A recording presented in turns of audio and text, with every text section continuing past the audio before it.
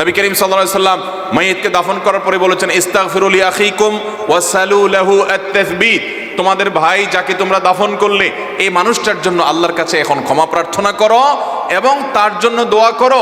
সে দুনিয়াতে যে ঈমানদার ছিল, এখন মুনকার নাকিরের প্রশ্নের জবাবে যেন ঈমানের উপরে অটল থাকতে পারে, এই জন্য দোয়া করো। এই জন্য দোয়া করা সুন্নাত, কিবলার দিকে ফিরে, যে আল্লাহ আপনি তাকে মাফ করে দেন, আল্লাহুম্মা গফিরলাহ, আল্লাহ আপনি তাকে মাফ করে দেন, এবং ওয়াসাব্বিতহু বিল কওলিস সাবিত, এবং তাকে ঈমানের উপরে অটল আপনি রাখুন।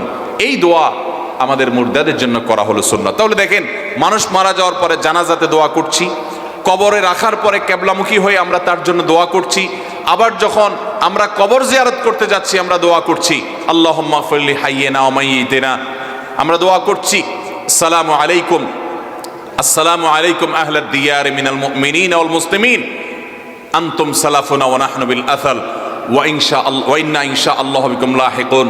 কোথাও কোন রিওয়ায়াতে আসসালামু আলাইকুম ইয়া আহলাল কুবুরের কথাও আছে, বিভিন্ন রকমের বর্ণনা আছে। তাহলে আসসালামু আলাইকুম আহলাদ দিয়ার মিনাল মুমিনিনা ওয়াল মুসলিমিন ওয়া ইন্না ইনশাআল্লাহু বিকুম লাহিকুন আনতুম সালাফুনা ওয়া নাহনু বিল আসার।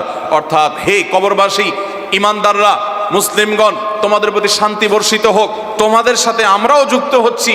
বেশি দিন থাকতে পারবো না এই পৃথিবীতে, আমরাও আসতে হবে তোমাদের কাছে।